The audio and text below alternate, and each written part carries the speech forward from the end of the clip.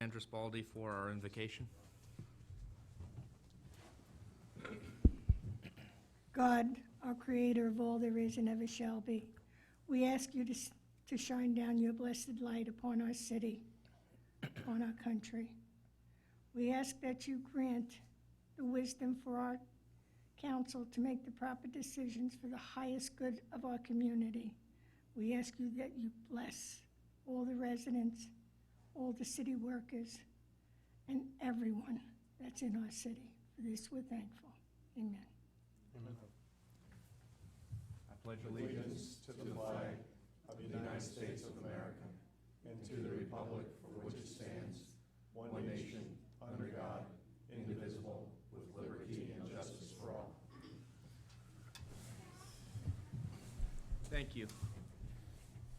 At this time, I'd like to do roll call, please. Mayor Scott Tremblay, Here. Vice Mayor William Dittmer, Here. Councilwoman Jenny Sorrell, Here. Councilman Tom McClary, Here. Councilman Tom Kinsella, Here. City Attorney James Matthew, Here. City Manager Vincent Lupo. Here. Thank you. At this time, I'm looking for a motion to approve council minutes. Motion to approve council minutes? Second? All in favor? Aye. At this time, I'm going to open up comments from the general public. I have two that are signed up, and then I'll entertain any hands for anyone else that would like to speak. The first person I'd like to call is Blaine Lee.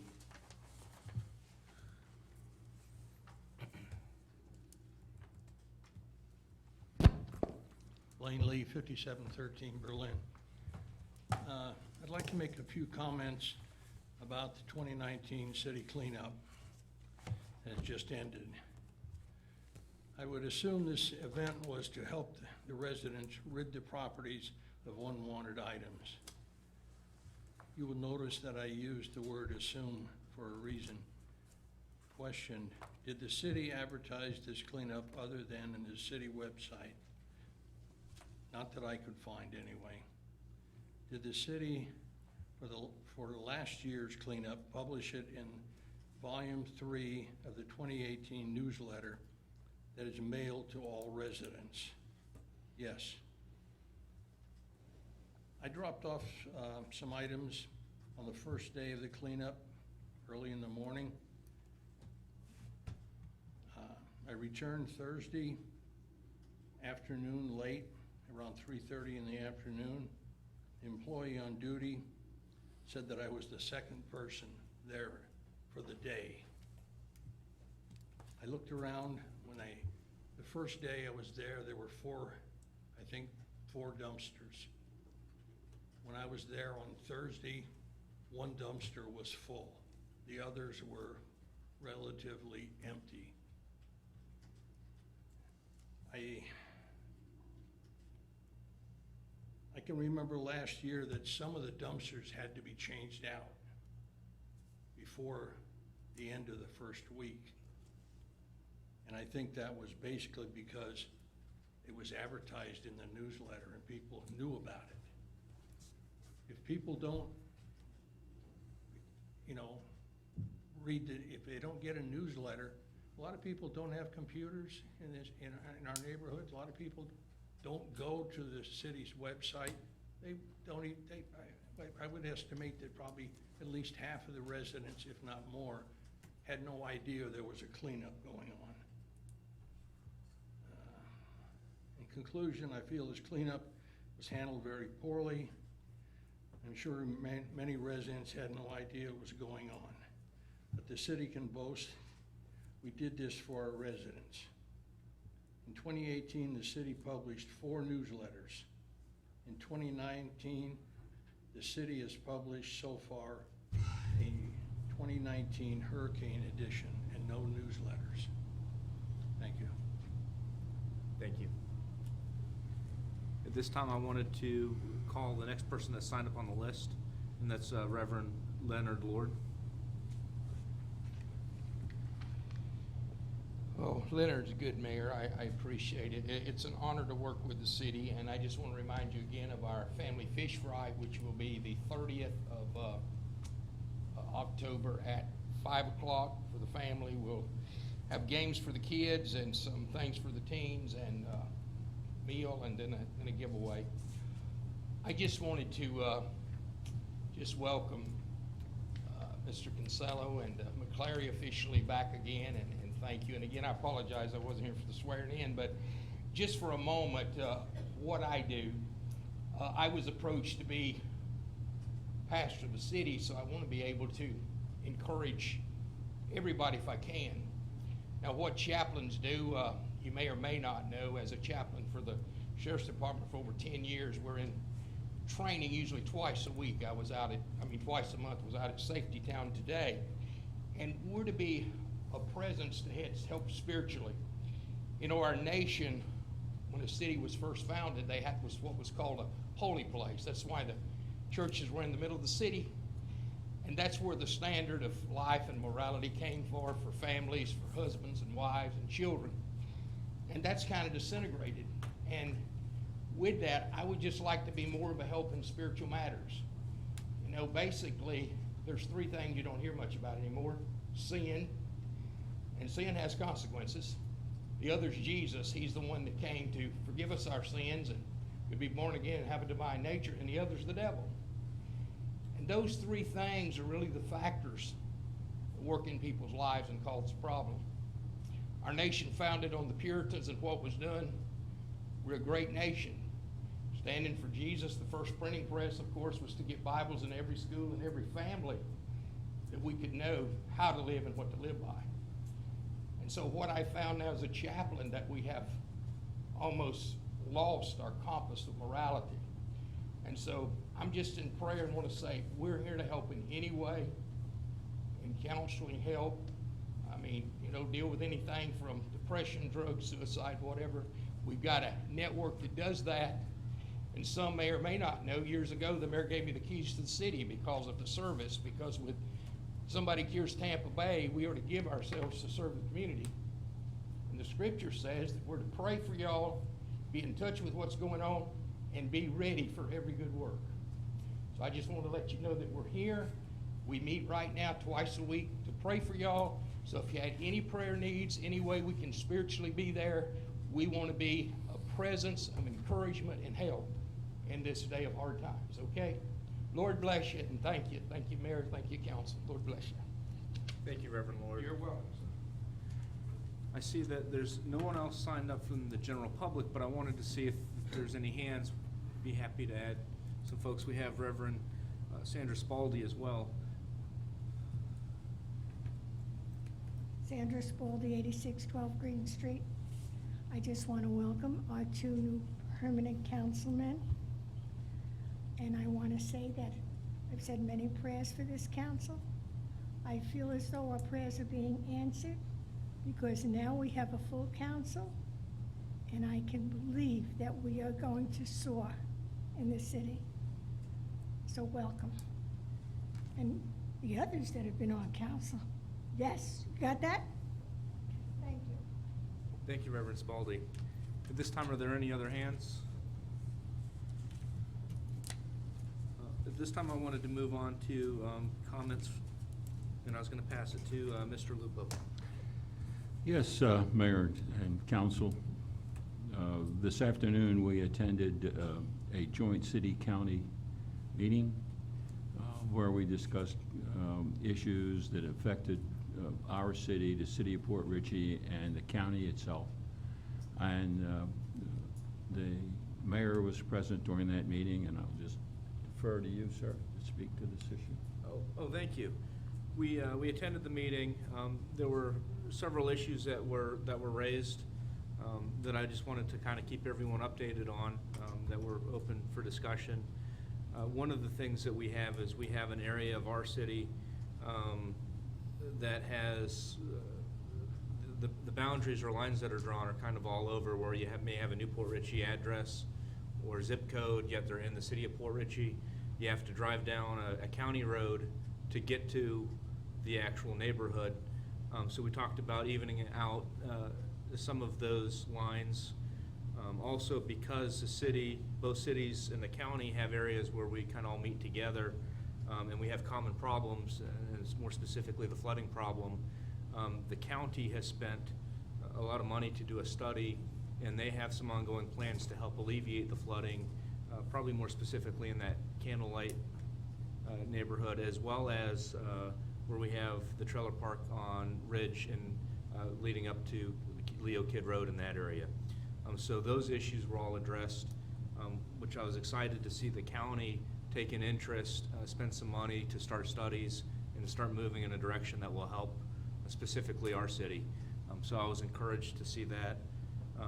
One of the other items is we had schematics and plans that were presented to all three that had to do with either golf cart path or a walk-in bike trail that would go from New Port Richey to Port Richey, which would link the two cities either under or over the bridge, but it looks like the schematics were for under the bridge, which would be nice as we develop our waterfront overlay district, and they develop their downtown area. We'll be able to link the two by either walking, biking, or potentially golf carts. So those were some of the things that were discussed.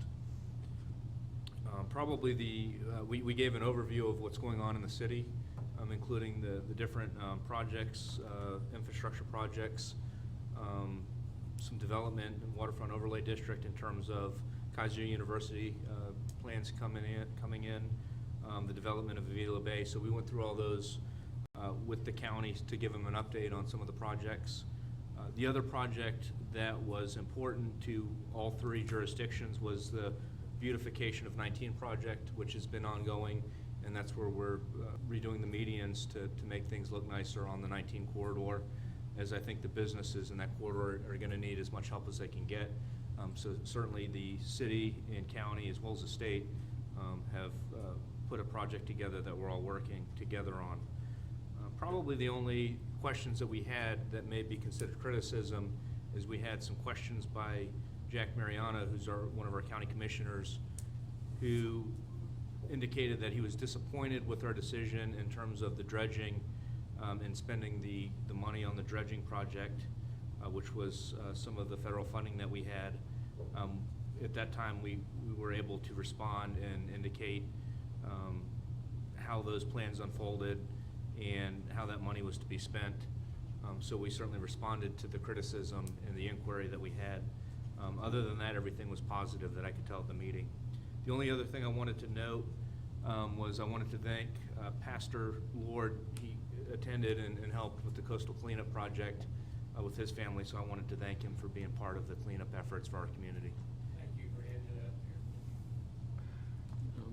here. One other thing, Mayor, we brought up the representation of the MPO, and traditionally it has been the mayor and the vice mayor. And Mr. City Attorney, I think, do we need a simple motion to? You can do by motion or consensus, you know. You could choose someone to be the representative. You could do that by consensus or motion. It's not a. Can that also be any member of council, or only? Sure. It can be any member of council. I think you're asking me what their rules are. I presume it's got to be a member of council. Member of council. And I can Usually, speak to. usually you pick a member and then an alternate. I think that's what we normally do, not that you have to do that. And I attended the last one because I don't think anyone was scheduled from Port Richey to go, so I drove out to Zephyr Hills with our city clerk as well as city staff and city attorney. So I attended that meeting, and I would volunteer to attend future meetings, but I think it would be a good idea to have someone else from council attend as well. Well, I'd be happy to fill that position if no one else feels that they can do it.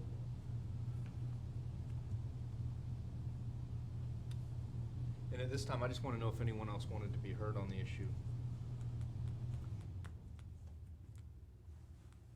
And just so you understand, you could change that at any time. Do you understand what I mean? So that's kind of why they don't need a formal vote. No other issues, sir? At this time, I wanted to open up the floor for comments from anyone else on the city council. I've already kind of said my piece, so I wanted to know if anyone else had any other comments before the meeting starts. I got a few things that I'll just direct more at the agenda. Nothing. Okay. With that, I think we'll move on to the agenda. At this time, I would be looking for a motion to approve the consent agenda. Motion to approve consent agenda?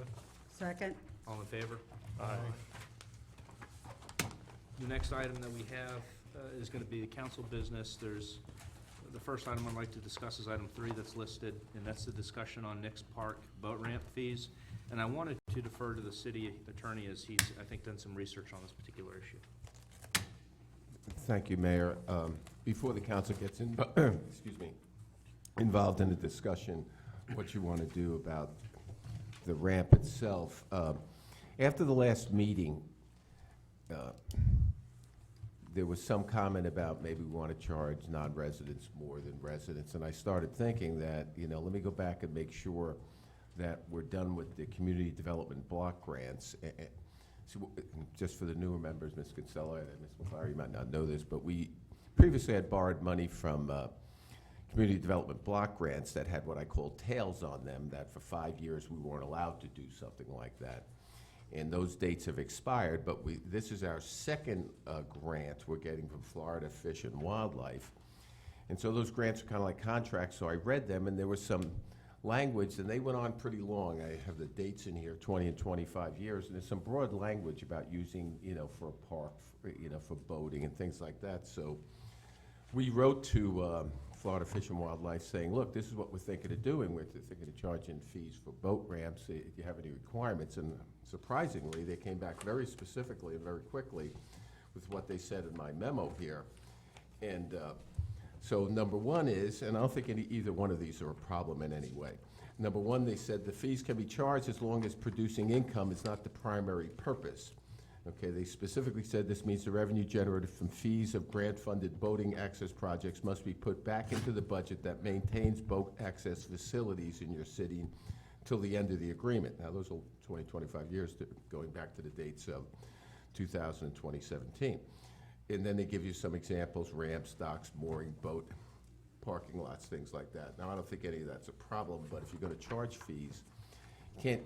In other words, well, let me tell you the next requirement, then I put it all in a bigger picture for you. In addition, they said reasonable fees can be charged based on prevailing rates. Pretty much what they're saying is, we don't want this to be a money-making operation. Call around, and if everybody else is charging $10, you're not going to charge $50. Okay, so that was a pretty broad statement, and they're fine with that. I then went on to research charging more for out of non-city residents than city residents. I was a bit surprised, but I thought it would be a simple question. I could just do that. Apparently you can, except you have to have it has to be such that you have to have a financial reason for doing that, okay? And I tried to explain it here, and you'll see I got this old Attorney General's opinion. And pretty much it kind of leads you to say, well, you really don't want to do that, but if you do it, be prepared for an equal protection argument. So in other words, if you're going to charge less money to city residents than other residents, you're going to have to show that city residents, through their general fund tax dollars, maintain that ramp in some fashion or that park, okay? Now, you go around and you notice that some places have parking's cheaper for city residents than not, because they're probably paying to maintain things. But what's kind of unusual here, and I think we'll be able to do this, but we need to have those numbers on file and analyzed here. But we have a park that was given to us. The major thing in the park is the ramps, and we haven't spent any money for the ramps. So the only expense we have in there is police, a certain percentage of Mr. Lupo's time and things like that. And so you're going to have to show that if you're going to charge, how much does all that cost? Do you understand what I mean? And if it does, where does it come from? And if it comes from our residents' tax dollars, okay. And then you're going to have to justify that difference in fees. Okay, so it must cost us something, but you need to crunch those numbers. I think we should be able to do that, but that'll be up to administration to do it. And I don't think you're up to whether you're doing that or not yet, but I think you can do it.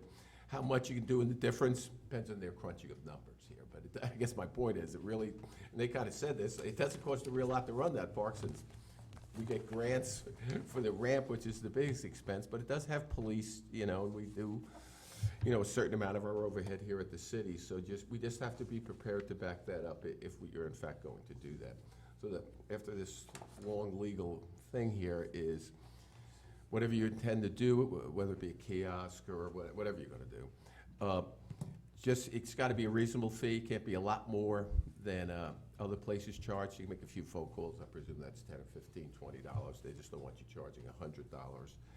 And whatever money you raise in that number also can't be put just into the general coffers. It has to be used for boating, which is a very broad subject. I don't think any of that's a problem, but I'll defer to administration to crunch those numbers when you get to that point, if you decide you want to do something. So it's like one of the few places in the city where something doesn't cost us a lot of money. So you can proceed and do whatever you want to do there. And if you're going to, I guess my only point of all this was, if you're going to charge city residents less than non-city residents, administration's going to have to crunch some numbers, come back to you to tell you whether it should be 10% more, 20% more, something like that. Okay? And what else you do, but can you do it? Absolutely. Thank you. At this time, I wanted to open it for discussion amongst the council panel, and then I'll open up for questions, or not questions, but discussion in terms of comments from the public. Since I have the podium right now, I wanted to kind of just open, because I had done a little bit of thinking about this particular issue. And it's hard to compare to what we see in Tampa and Clearwater, because to scale, they're much larger, so they have a very, a different incentive to pay for parking and charge for parking. We're much smaller in scale, but one of the things that's happening in our community that I think will happen in a relatively short period of time is, I think that overfront, the waterfront overlay district is gonna be revitalized. I think there's gonna be some work done down there, and it's gonna change in terms of, I think the property, they're starting to move, and the property's starting to sell that's around the Nix Park boat ramp. And I also think that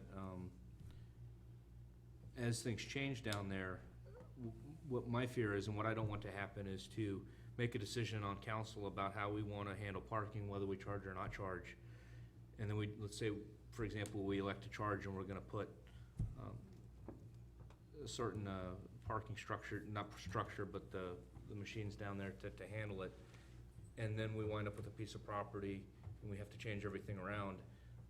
My thought was maybe this would be a better topic to wait till we develop that area a little bit, to see how much parking we're gonna have, because it may make more sense economically to handle it once it's been developed a little bit more. That having been said, and here's what I don't know, is I don't know if there's enough money to be made now, or a reason to regulate parking in the boat trailer, which is one of the reasons to regulate is there's just a high volume of trailers down there on the weekends right now, would be one of the reasons to do it. So I could see us doing either direction, and I wanted to open it for discussion. But one of my fears is, once we make a decision, I don't want to have to go back and change once everything's developed down there. Well, I have I think there's almost an immediate need. That there's so much maintenance required. We had to turn down a bid of, I think it was $225,000 to make repairs down there. We don't have the funds. Whether we charge residents or non-residents, I don't think that's as big a factor as charging, period. We do need to bring money in there to maintain that and make those proper repairs. It could be something as simple as, I talked to Mr. Lupo during the week, as parking meters. I mean, it could be something that simple that we could put in parking meters for there, and it's matches the $5 rate for the day or whatever. But I think our biggest thing right now, waiting, I understand, but I think we are in dire need of some revenue for that park, because that ramp obviously needs repair. And I'd like to start seeing some revenue brought in to help us maintain that park. I have a couple of things, so. I'd love to hear it. Question, actually, the split of the costs between residents and non-residents before we can charge residents nothing, as far as tax dollars, does it have to be 50-50, or can taxes put in 10% and non-residents put in 90% of the cost? Has there been any ruling on that breakdown? There actually isn't any cases actually reporting on the mathematics of the equal protection argument, but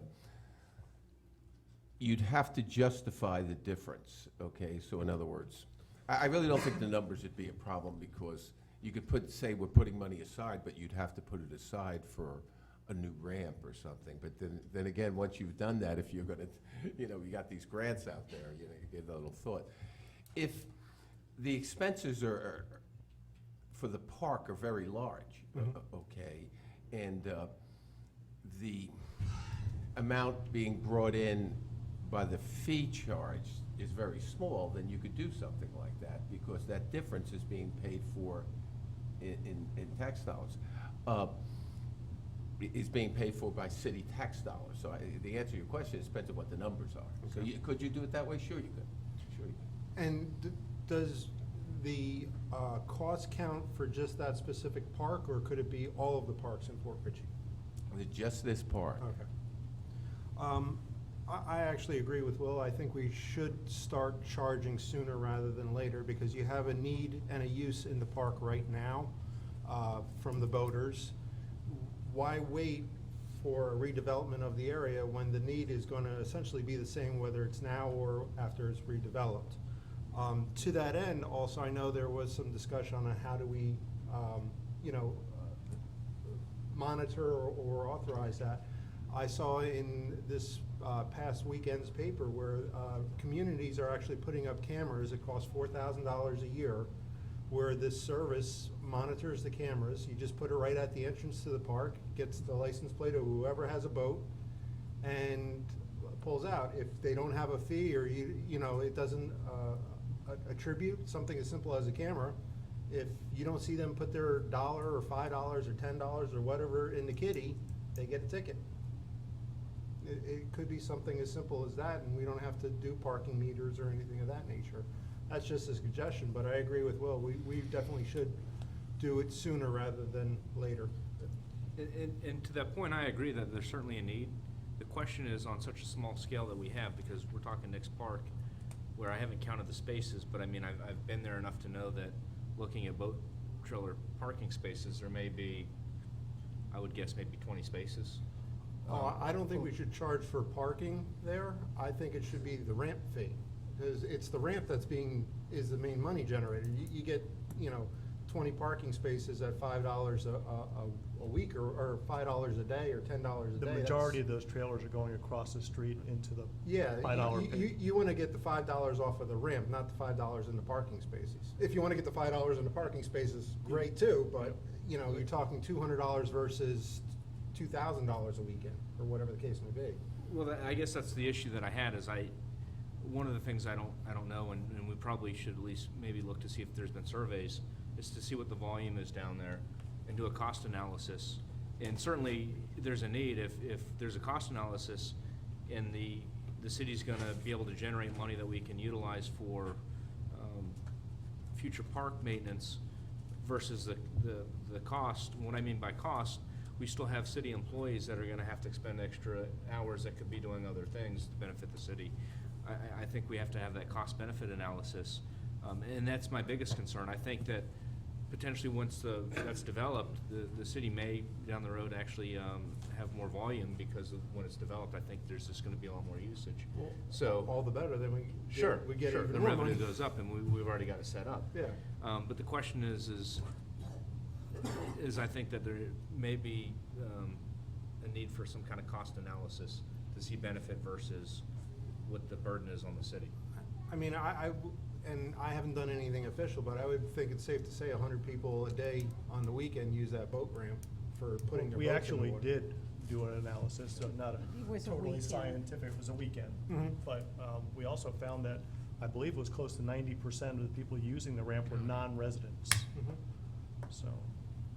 So if we're gonna do that, and I'm not necessarily opposed to it, that was just some of the concerns or the thoughts that I had, is then how do you charge? Because I know that originally, back when that park was donated to the city, it was really, I think, geared to accommodate the people in Port Ritchie that pay taxes here.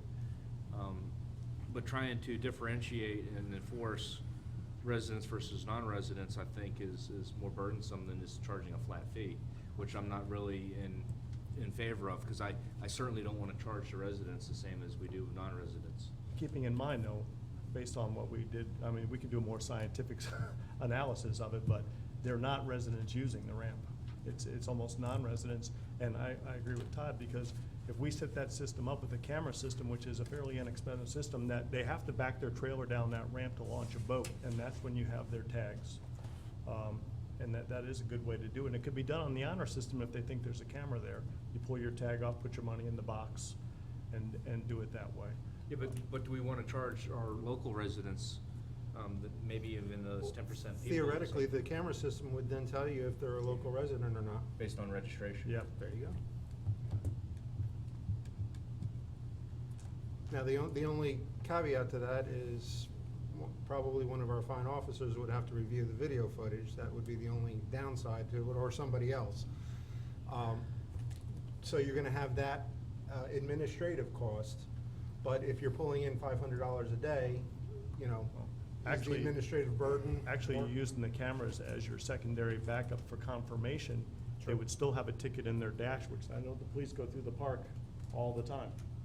And they make mean, those laps, so. Theoretically, it's an easy calculation, because let's say it's $10. If 200 people use the ramp, you should have $2,000 in the thing, and you should have 200 tickets gone. And that should be your, you know, Checks and balances. checks and balances right away. If you have 100 tickets gone, and, you know, then you know, but. Everybody seems to be talking about making a profit, making money here, when I think I just understood that we're not allowed to make That's best to profit do it. down here, so we have maintenance on this. Is it gonna equal out? Well, you can make yeah, I mean, we just turned down the reconstruction of the ramp for $200,000, so there's already $200,000 or even $100,000 in the hole for repairing the ramp. The park itself could use probably new paving, new facilities, so there's a lot of money that could go into Well, that park to make it that's even true. nicer.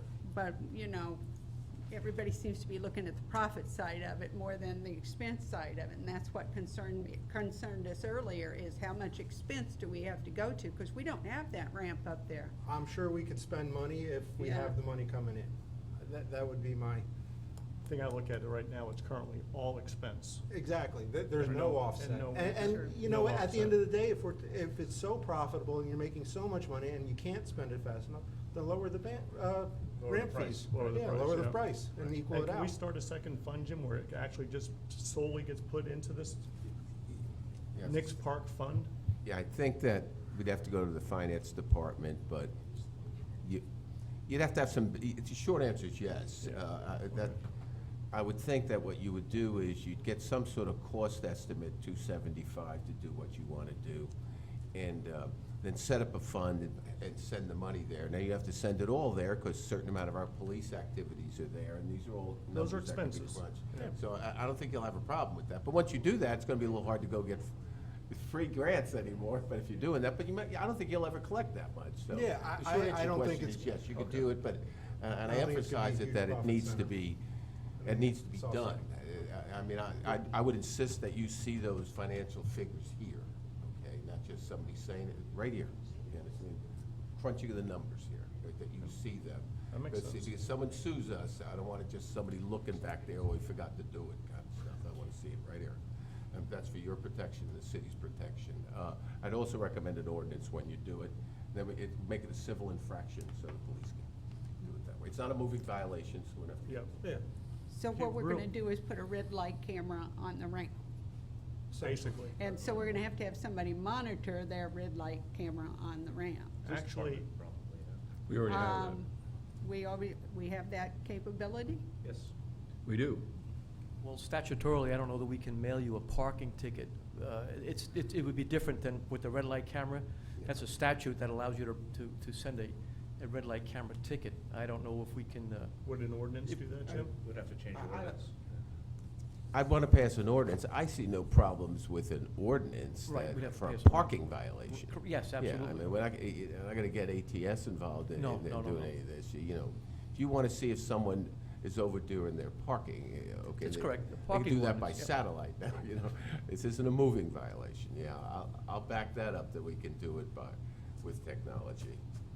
Right, because we have to set an ordinance, there's gonna be notice requirements and posting requirements and probably some other requirements that we're gonna. Yeah, I'm gonna make an ordinance, there'll be a Right. sign there, it's a parking Right. ticket, and we're gonna do the parking ticket though through technology. Remember, it's the car being parked there, we don't have to worry about who drove it there, Just the owner of the car. a little bit ago, you mentioned something about there's a possibility by charging these fees, it could affect any further grants? Well, sure, in other words, when you go to a grant, and we're putting money, you go to Florida Fish and Wildlife, and they see that we're charging money, do you understand what I mean? For that specific For the part. ramp, for that ramp right there, and we're charging money to put into a fund to put in the ramp, and then say, can you give us money for a ramp? Do you understand what I mean? They ask all Well, these that's kind of just ramp, but what about the dock or any other Well, you could do improvements? that, yeah, all things, but, right, you'd have to make it a large thing, you'd have to spread it out, things like that. I'm just saying, I don't know how much money you're gonna collect over time. I don't know if you're gonna collect $500,000 or $10,000 in this. And, so that's the only downside, so. Could you put it in for any boating-related activities, all they care about? And I don't think probably when you put in for the grant, if you show that you made $10,000 in parking, but you need $500,000 worth of improvements, I don't think the grant will say, well, you just made $10,000, Right. it's, Right. that doesn't matter. Right, and simultaneously with that, you're gonna need to do that accounting if you're gonna charge Port Ritchie residents less. And all that has to be done. So we can fight any equal protection argument, like, why are you doing that? Well, we have to show that city residents' tax dollars go to that in some fashion. It's a little unusual for us, usually that's never a problem, except we got a free park, and we don't have any loans on the ramps, and there's not a lot to maintain it, so just the numbers need to be crunched. And at this time, I wanted to, I think all of us have kind of stated some concerns and opinions, and I wanted to pass it to Councilperson Kinsella for any kind of opinions or questions or issues. I think it's something that we need to look further into. I like the idea of charging a fee with all the activities taking place there. That wear and tear, that burden is coming to the city, and especially when majority of the users are non-city residents. But I do like the idea of a fee of some type. How we go about doing that, I really don't know. I think that we need to really look further into that and what direction to go. Thank you, and I was gonna pass it down to Councilwoman Sorrell as well for. I'd like to see the numbers on it. I mean, really, more than anything else, we have already got a ramp that needs to be repaired, so how much are we gonna need to bring it up to a standard that people feel like it's worth paying for, you know, to go down? So, you know, I'd like to see the numbers on it, how much time our police department has in it, how much time we have in the maintenance of the park and the restrooms and the other facilities that are there. I mean, I'd like to see the numbers on it myself. I think it's possible. I think we can. It's just one of those little things that has to be squeaked out. How much do the taxpayers put towards that, too? Yeah, I'd like to move forward with it. I just don't want it to die on the vine, which so many things actually happen. So if we could just, I don't know if we want to move it forward to get some more information, have the city look into it, get some more information, and continue keeping it alive. I think as a consensus, I think we all agree that we need to be charging. How exactly we do that is what we have to do, to look at and make the small changes or whatever we need to do that. But I think we definitely need to keep it alive and keep moving forward. And I agree. I think that probably the consideration for me is the cost analysis versus and the burden on the city versus what we may be able to get out of that to maintain the park. And I think that's the most important, in my mind, the most important issue for this particular discussion. Keeping in mind, we're operating at a $200 and something plus $1,000 hole already. Oh, I understand. I think, you know, part of the exercise from this point forward is we have the study that we did of how many used the ramp X number of years ago, put together a couple scenario analysis. What would we earn on a given weekend on a $5, $10, whatever the anticipated revenue is? We could put together a current operating costs for that park from administrative, police, et cetera, so we can see where these numbers are come in. And then, like Will said, and then we have the $200,000 or $200,000 ramp cost, replacement cost, and see where all that buries out. Look further into camera systems, maybe put together some suggestions on how we collect this fee. Is it a camera system? Is it just, an honor system, or whatever the case may be? And kind of see where we want to go. I don't know how we put that into motion or where we go from here with that, but, that would probably be the recommended path. And I think we would have to defer to city administration, Mr. Lupo, If, maybe look into different options if that's what we want to do. if I might, Mayor and Council, Yes. You need a proper cost analysis of this potential function. That cost analysis would include the system installation, the system's operation, the policing that may be involved and required, something similar to our reviewing of the red light cameras if we go with the TV system. The costs the current costs for maintenance versus what future potential cost for maintenance of the facility itself, and any administrative costs related to that, vis-a-vis a potential number that comes in, and that would be the cost analysis, basically, that you would need and that we would have to put together for you so that you can move further with this if and utilizing those parameters.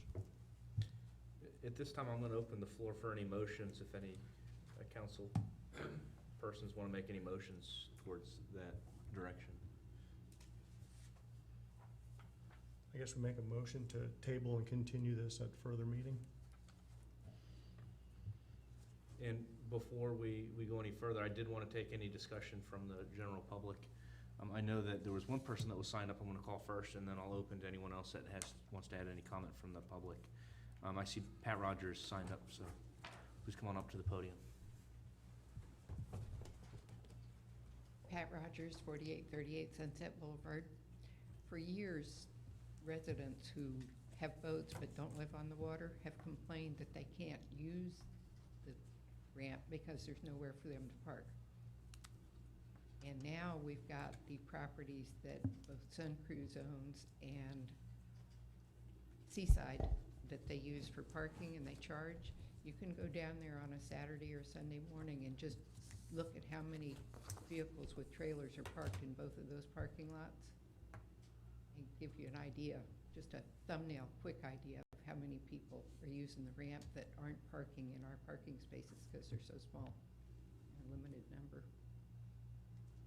And I know it's a numbers game and you'd have to divide up the expenses for public works, even utilities, because there is water out there. So all of the different things, building maintenance, seawall maintenance, dock maintenance, there's a lot of work that goes on there. And I'd like to see it go forward. The city deserves to have someone else help pay for what we keep offering for free. Thank you, Ms. Rogers. And at this time, we had a motion that was framed to, I believe, to help Councilman Dittmer, I might be wrong in this, but tabling doesn't put it on the next agenda. I think continuing it does. Continue. You want it on the Okay, next motion to agenda, right? continue, yes. Okay, motion To to put on the continue. next. Second. agenda. Right, okay, just up to Comment? and I wanted to clarify on the motion. Is the motion to have, just to put it on the next agenda for discussion, or to ask city, Yeah, well, I was hoping that we would have some numbers by the next meeting. right, that's what I'm getting at. Yes, yes. Okay. I was going on the impression that we would. I understood the direction, Yes, sir. okay. Okay, I just wanted to clarify what the motion was, Yes. so we all knew what we were moving. We want the separately. study to move forward, Correct. continue. Okay. Yes, sir. That was my concern. I would like to see the numbers and, bringing it back on the agenda without supporting information is a waste of time. Can I add one thing, just, I'm very confident you'll be able to charge non-residents a different fee than residents. What I'm trying to do, once you crunch the numbers, as Councilman McClary said, those numbers will get up pretty big, pretty quick. I'm just asking that when you do determine whether it be 90-10 or 60-40, you have a rational basis for it. That's all I'm looking for, so to crunch the numbers. But I don't think that's an issue, and I think that just repairing it's going to be so large that I don't think it's going to hurt taking out grants later. I don't know, because we can use it for other voting things and things like that. We could work that all out. I guess my point is, just being on the careful side, since it's a relatively small park, that you do that accounting and it's actually done, and when you do vote to put it in, look, you vote to put that in, someone not in, who doesn't live in the city and has to pay $10 or $15, whatever you decide, they're gonna look at this. Do you understand? I wanna make sure we do it right. That was my only point. And before we vote, now we have a first and a second, and we've clarified what the motion is. I see one other person that's not signed up, but I wanted to yield the podium to the general public so they can be allowed to be heard on this particular issue is Mr. Blaine Lee, please.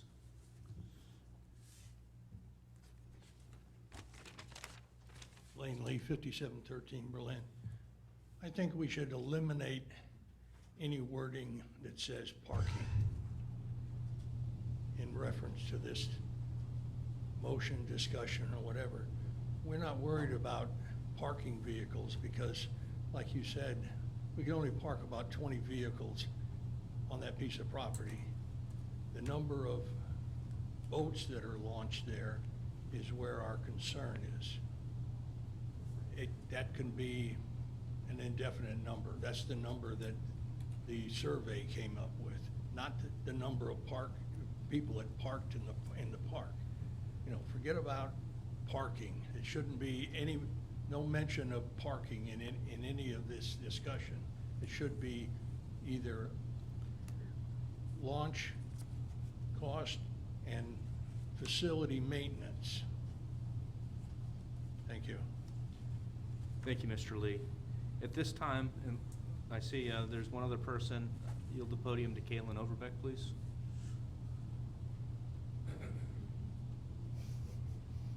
Just real quick, I think I missed the idea of the split. Do we have to have a split, or can we, like my friend lives in New Smyrna, and the residents have a sticker that they put on their cars, or there is no fee. I think that I'd be willing to bet that we could, as residents, prove that the amount of money that we pay in taxes that we've paid to maintain these justifies the amount of time we use it. I mean, I think I've used the boat ramp two times in a year, essentially, to people that I know are using it. Non-residents are using it twice a weekend, essentially 40 times a year. So as a resident, I don't particularly want to pay anything to use a boat ramp. So that's kind of where I agree with him. It should be a ramp fee. But if we're going to do, hold on, baby, I'm talking. If we're going to do a ramp fee, I don't want to get charged to just put my boat from my dock at my house on a trailer and then bring it back to my house. I don't want to pay $5 to do that one time when I'm already paying to maintain the park and my taxes, if that makes sense. Obviously, if I'm going to park my trailer there, maybe $5 a time for a resident would be a different story. But I think the numbers will be easily justified to charge non-residents, and that we have more than enough expenses in it. Would you like to say hi? Anyways, I just want to make, if we're going to go the ramp way versus the parking way, residents who are putting in their boats and taking them out, they stay in there for a while. We're not going to want to pay $5, $10, $15 every time we take our boat out of the water and just bring it right back to our houses when we're not utilizing that space. Thank you, Ms. Overbeck. Thank you, sorry.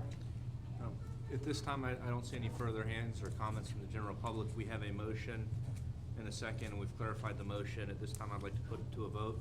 All in favor? Aye. Aye. Any opposed?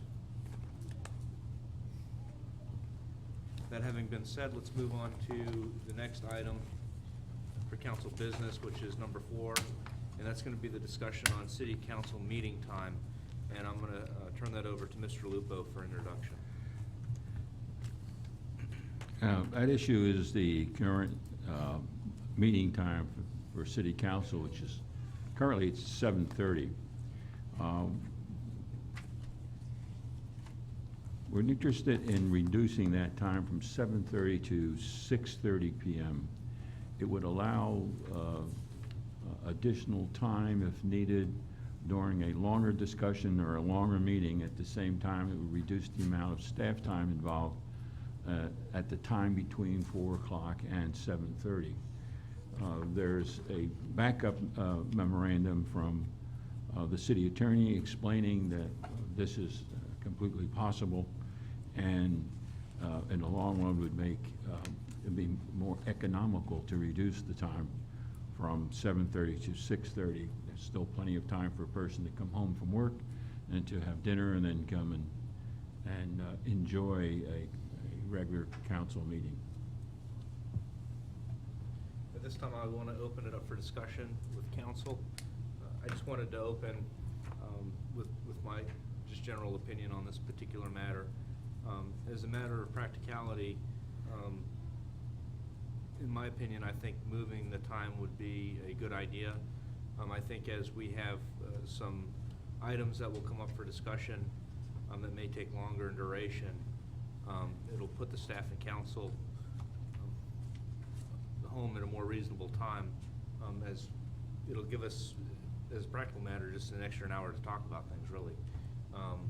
The only concern that I had is I wanted to make sure that people that are on council don't have conflicting schedules, as obviously when people agreed to take this position, the meetings had always been at 7:30. So I wanted to go around one council person at a time and get everyone's opinion. And I'll start with Vice Mayor, Mr. Dimmer. It won't affect my schedule, and I'd actually prefer to start earlier and get finished and not run into the 9:30, 10 o'clock like we have before. So I'm fine with starting an hour earlier. Thank you, and I wanted to move around to Councilwoman Sorrell on this particular issue.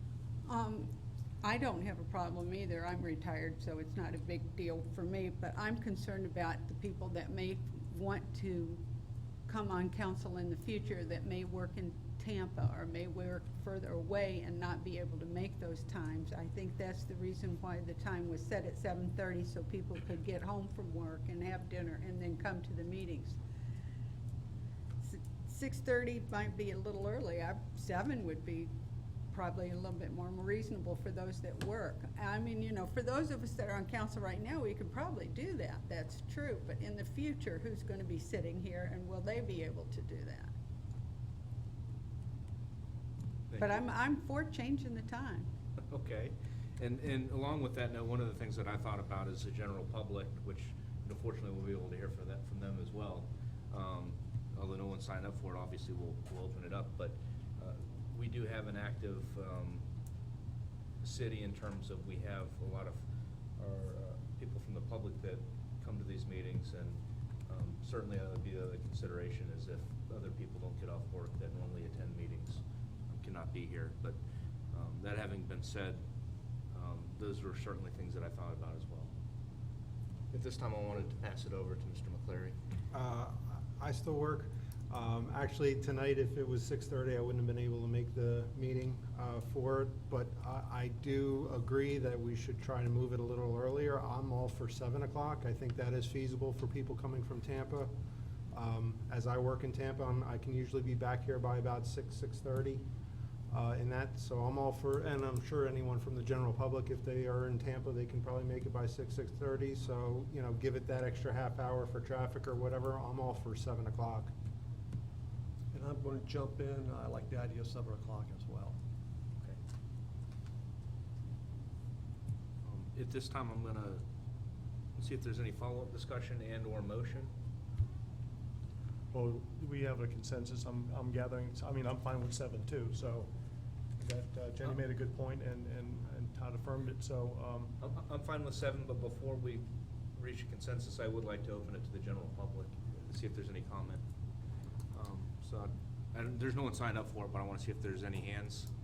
You're gonna need a motion on this. It's gonna be an ordinance, so you'll need a motion. Okay. We can, yeah, all right. we'd need a motion before we can get Well, comments. or- technically, that's what you Yeah, should do. motion to move the meeting to happen 7 before o'clock. you go out to the public, I put the second. motion on the floor. So we have a first and a second.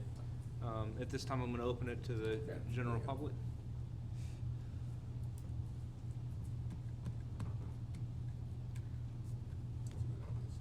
Yep. Sherry Scher, 7802 Davis Street. I am all for moving it up. I work, as a lot of people do, and I have to get up very early for my job. So being here past 8 o'clock, I'm dog tired. So any up is fine with me. Thank you. Thank you so much. Any other comments from the general public? Seeing no hands, we now have a motion to change the time from the council meetings from 7:30 to 7 o'clock PM. We have a second for that motion. I'm going to put it to a vote. All in favor? Aye. Aye. Any opposed? Hearing none. Looks like the motion passes. And do we need to put this on again for a reading? 2 readings. Okay.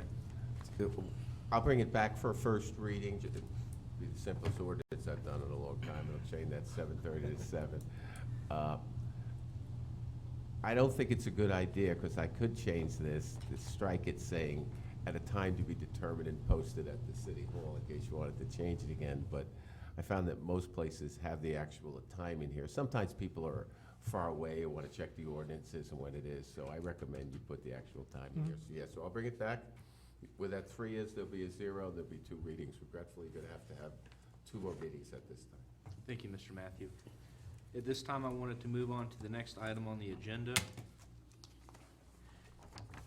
And that puts us on item number 5, which is the discussion on rules of debate during city council meetings.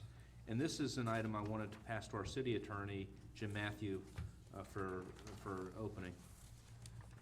Thank you, Mr. Mayor. Try to make this simple, and I'll probably direct most of my comments to this end. Councilman Clary, you were here for some of it, right? So, I witnessed it, Councilman- yes. Okay, so, Councilman Kinsella, you probably saw some of it or heard some of it, but see if I can make this very simple. We had a problem getting a vote done because we were down to 3 members, okay? And I looked at other issues concerning when someone's suspended by the governor and what we can do and the recall issues, and I can't change any of that. But ours was uniquely problematic in that we were down to 3 members, which is still a quorum, so everyone had to appear, and that's not a problem. But we had 2 council people that felt one way and 1 council person that felt another way. And our rule, our ordinances state that our mayor cannot make a motion. And I did a considerable amount of research, and I won't bore you with the philosophy of why, but it's not a Robert's rule, okay? Normally, in very large organizations, they start with the mayor can't make a motion, nor can he argue or anything, because if you have 500 people who are members, remember, we're a group of 5. Although we have people in the audience, this is a very, very small group, okay?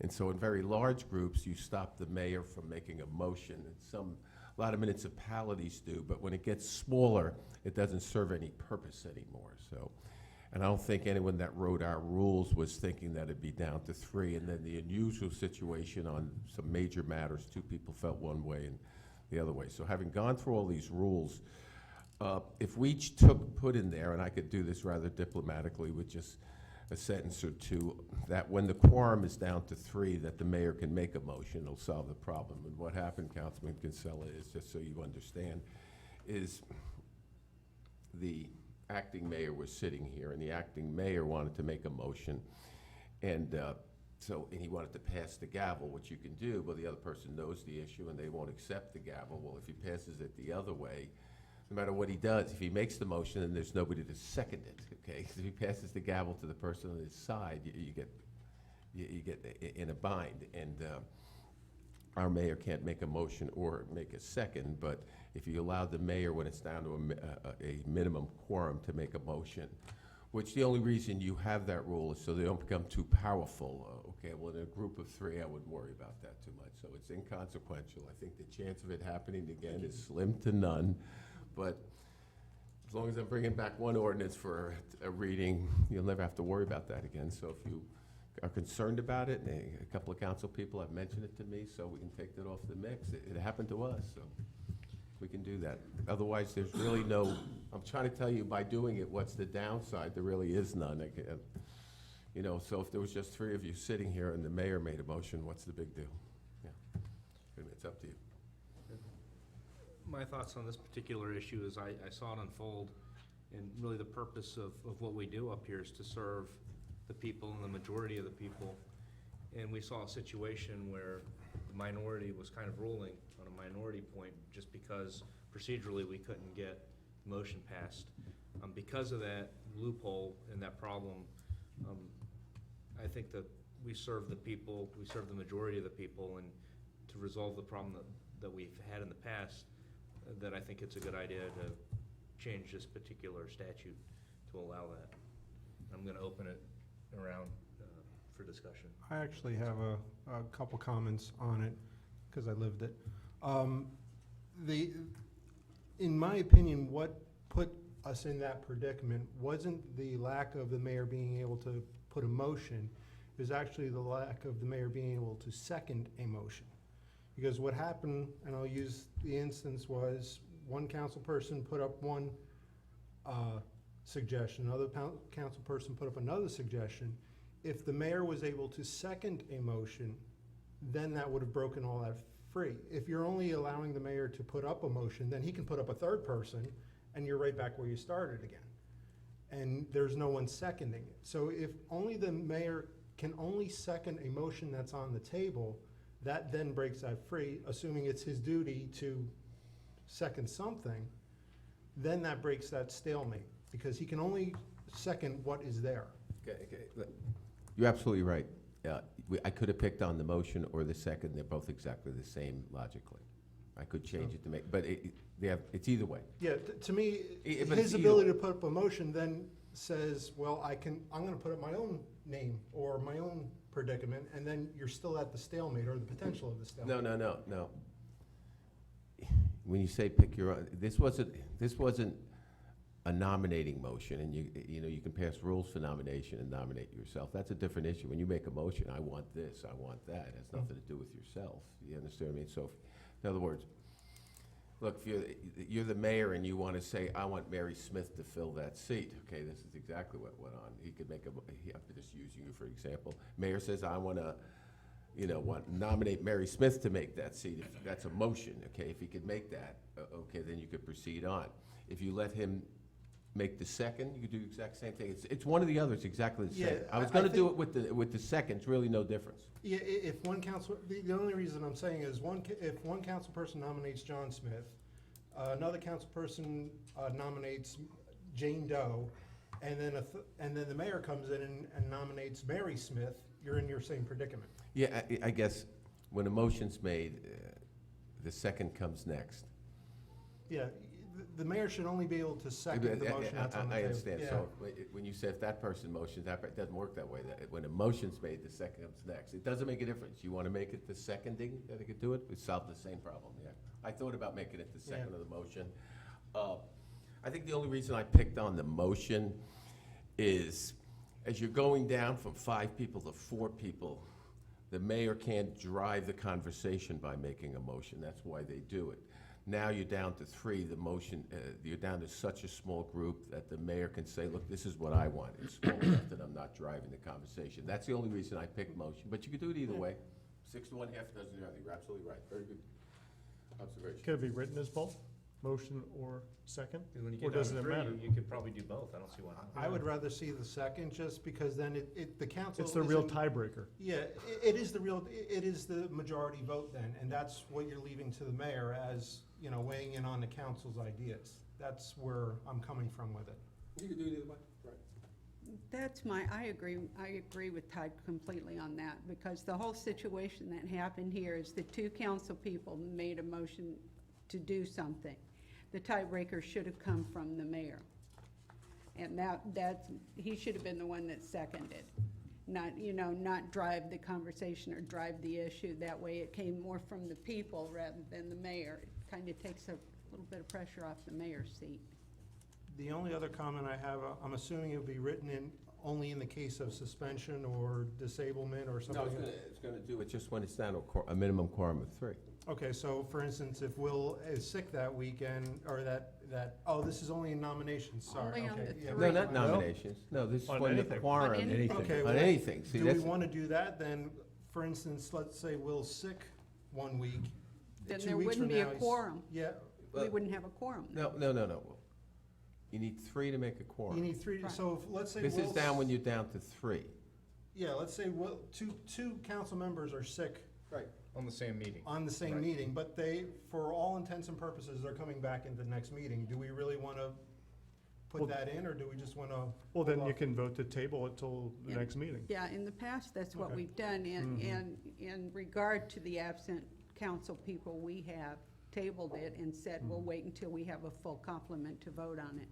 Okay. That's just been a courtesy that we've done Yeah. to each other. I think you would run into some problems if you tried to specifically state what kind of motions on what Gotcha. issues. Okay. Okay, that would be a bit problematic.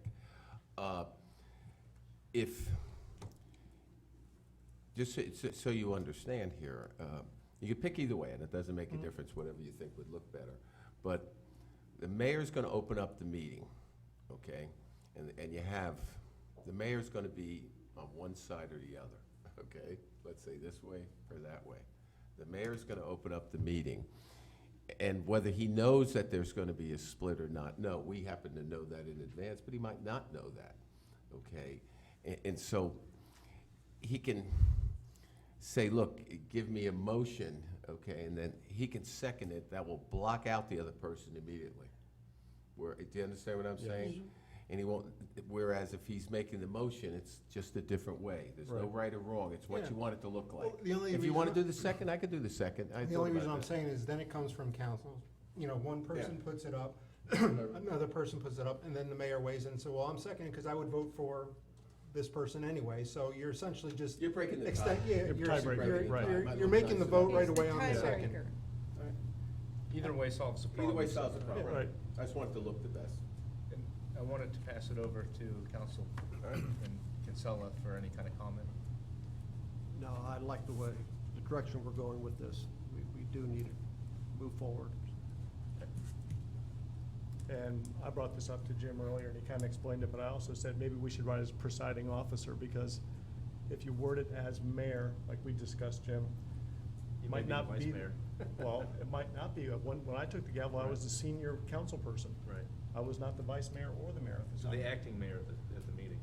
It would be acting mayor then. Right. Well, the acting mayor was bound by the fact that he couldn't do it. So now if we make it the mayor can make a second in that situation, he'd be the acting mayor, he could again. Otherwise, we'd be saying what we did was wrong before Okay. in the analysis. Does that make sense? Yeah, I guess. Yeah, I don't think it's a problem. I'll double check Okay. that, but it's an interesting. I just want to make sure the wording was. Yeah, no, I'll double check that. So with that, are there any motions on this particular Yeah. discussion? I'll make the motion to amend the city code for debates during when down to 3. The mayor can second. And is there a second? Second. Before we put it to a vote, I see that there's. Just one clarification, so it's to the second now, right? Yeah, we're gonna do it with the Okay. Second. To the Motion second. was for the second. But I saw that there was a hand that went up from the general public, so I wanted to, before we put it to a vote, take any comments on that issue. Mrs. Overbeck? This is gonna be twofold. My first question is, other than this, have we put in any policies or procedures to keep what we did out of happening again? My concern would be, I would rather us be looking into ways to create back to a council of 5 versus passing at a council of 3. Therefore, you have more of the people represented versus a thing of 3. My concern with that is, like, the Jenny made the comment that it's a courtesy. You guys are all, the council sitting here will do that courtesy, will have that courtesy, but that is a courtesy. It's not gonna be, if the wrong people get in here with the wrong motives and 2 people are out sick or what have you, and we're down to a 3, it can easily be, things can be passed or done. There's unintended consequences for what we're doing with council people that we aren't looking at, that aren't sitting up here right now. I think that procedures should be put in place to bring the council back up to the 5, put people in the places versus quick, easy votes on council while we're down to 3, personally. Thank you, Ms. Overbeck. That was, you said you had 2 points. That was, But my first one was, have we done anything to that extent? The other Okay. one was, like she said, the reason why is the courtesy. She's saying it's courtesy, which it would be courtesy among you guys, but we don't know in 5 or 10 years or 20 years if they're gonna have, if we're gonna have decent people on council that will give the courtesy to somebody. We could have 2 people that don't like somebody else and they're conveniently both sick, and now things are getting done when somebody's on vacation, or, you know what I mean? It just can get iffy, as we've seen. So I'd prefer policies in place to represent the people versus representing quick votes, thank to you. alleviate future issues. Yes, ma'am, thank you. One thing I'd like to address to that Yes. is keeping in mind, if we're put in a position again, we couldn't even nominate, we might not be able to even nominate a person to fill the empty seat. That's what I'm saying, because the procedure is to fill. We should be trying to put a procedure in to fill empty spots if there's an empty spot. That's what you're doing. Overvoting. Right, we talked about that. We talked about that. So, that having been said, at this point, I don't see any other hands up in the general public. We had a motion to amend the statute or the city code. We had Mayor. a second. Did you have a hand up? You are. Ms. Rogers, I'm sorry, come on You're up. gonna have to look at the list more often. Pat Rogers, 4838 Sunset Boulevard. Having lived in the city since 1975, and we've had some good and bad and ugly, this thing that we went through is probably the most unusual situation a city could find themselves in. I think having the mayor be able to second on certain circumstances, you could have something that comes before you that is time of the essence matter. And if there's only 3 people here and you can't second a motion, we're back at square one again. But, I think it should be used with prudence.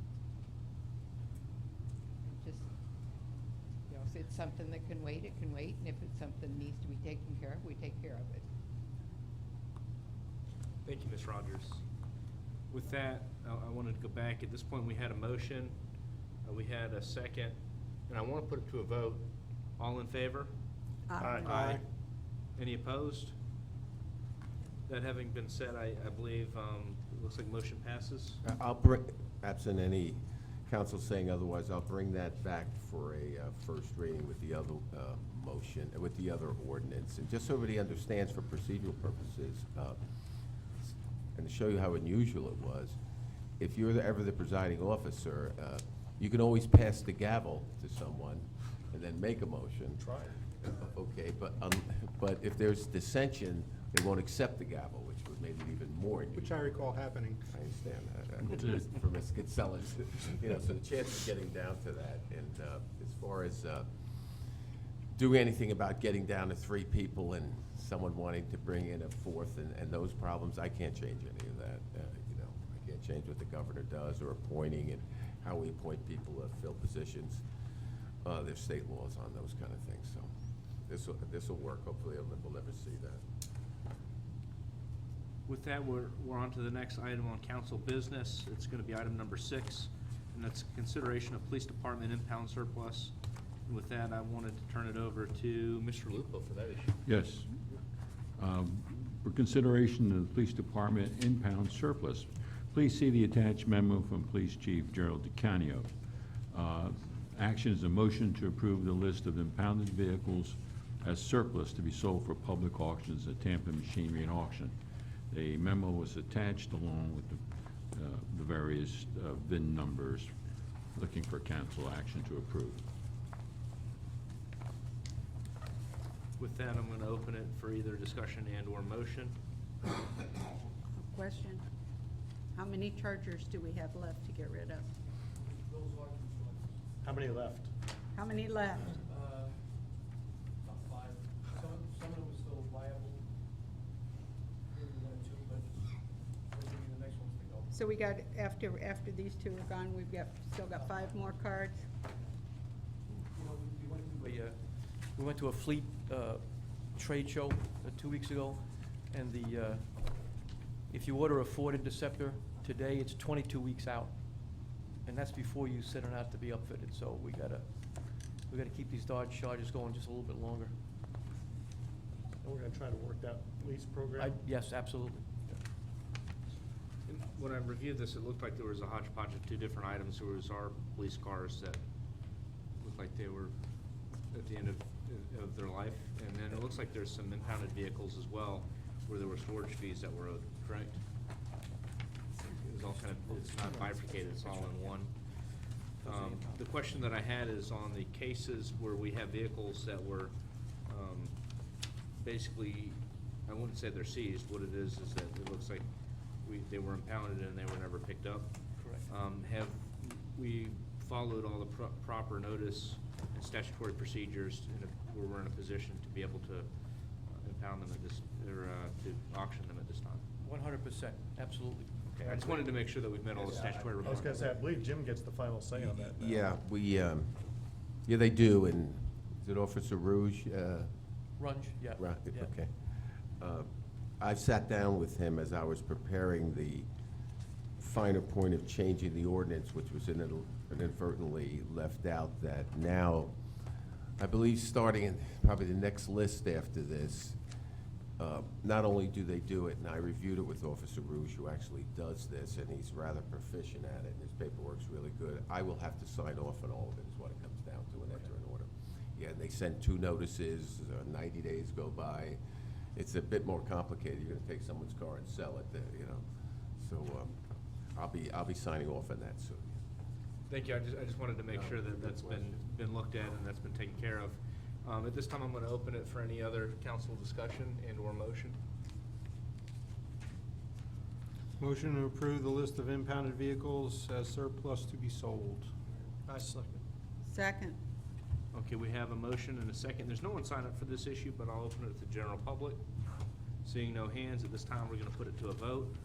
All in favor? Aye. Any opposed? Motion passes.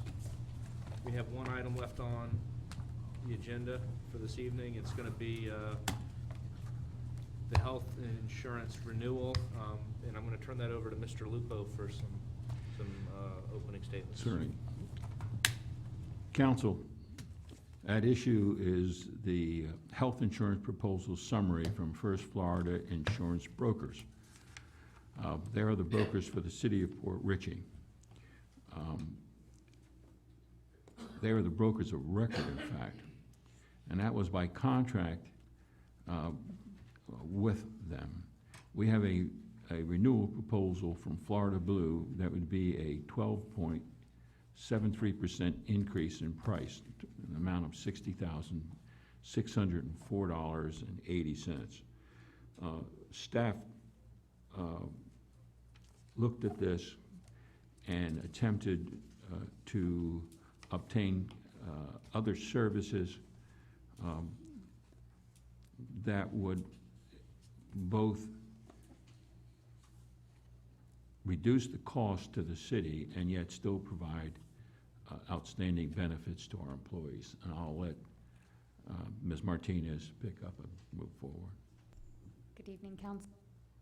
So what you have in front of you tonight is a decision on the health insurance renewal. As Mr. Lupo mentioned, every year we have our broker of record go out into the market and solicit proposals from different insurance carriers for our health insurance renewal. We obtained a quote this year from one of the local government health insurance pools, Public Risk Management. They have 2 pools, local government pools. One is the property and casualty pool, which the city is a member of, and they also have a group health trust pool. We've tried for several years to get into this pool but have been unsuccessful. This year we were able to receive a quote from them which was slightly less than the renewal quote that we received from our broker, with the same insurance carrier and with very similar lines of coverage. We feel that it is in our best interest to be a member of an insurance pool. We'll get the benefits of cooperative purchasing essentially for our health insurance costs. Thank you. With that, I spent some time kind of comparing the different policies. And it looked like overall, there were some differences, but overall, looked like there was a little bit better policy for a little bit less money on the group insurance with the group that you had researched. Is that correct? Yes. Okay. That having been said, the other issue that I wanted to ask is, this is just for 1 year worth of insurance for our employees, and we revisit this every year. If we're in the group, does that lock us in the group, or can we be removed after the year, or how does that work? You're required to be a member of the group for 2 years. Okay. And then if you decide to leave the pool, you can do that at any time. We've been, just as a note, we've been with the public risk management pool as long as I've worked here, which is 2010. We get great service with the pool. We do very little on our part for our renewal. And they're at your beck and call, essentially. And the only other question that I have, if we have a 2-year commitment, are the prices gonna be locked in, or are we just kinda at their mercy next year in terms of what the cost is gonna be?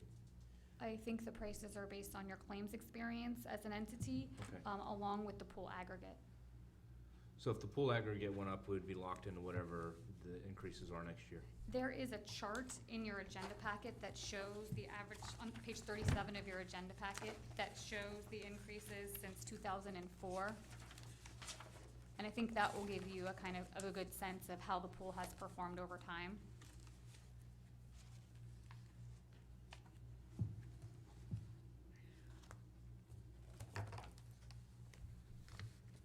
May I ask, if we have a bad year, and we don't want anything to happen to our employees, but if one of our employees or several of our employees had a particularly bad medical year, would that disqualify us at some point? Because that's the reason why we had trouble getting insurance in the first place, is because our actuarial numbers were poor. Right, and we've had those large increases on our own as a single entity. We've had increases of over 40% in one calendar year for our health insurance. So that has happened to us as an individual entity. If you're asking, can they remove us from the pool? I would Because imagine we it would become have a to be high risk? something extremely, extremely bad. Okay. I think it's unlikely. Like And I have four not, transplants charge you. and I have not Yeah, heard of there's such a charges thing. And I've never heard of that happening. Okay, because I know that was our big difficulty a couple of years ago, because we had such high actuarial problems that they didn't want to mess with us at all. Right, and what's a challenge about a group of our size is it's very hard to get claims data about how your group is performing. That makes it another challenge of even trying to get a quote at times. Because we're so small. Because of our group size.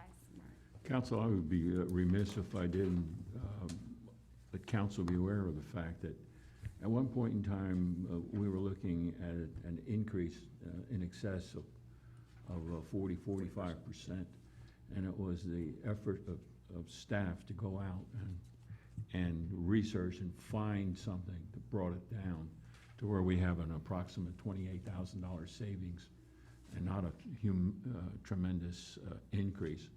And I credit that to our staff and their staff's research.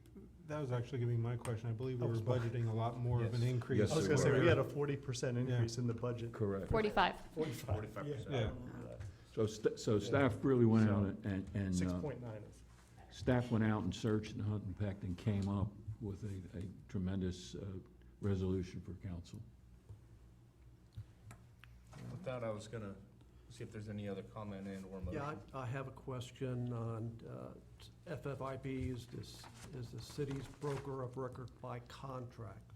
How locked in are we? Or maybe I'm just misunderstanding this. We had spoken to them when we first hired them about our intent to try to gain entry into a pool. They're aware that we have this quote, and the city attorney has looked over the contract and doesn't see any major issue with getting out of the contract? We've addressed that issue with them, that we had them here. It's a little more complicated than that.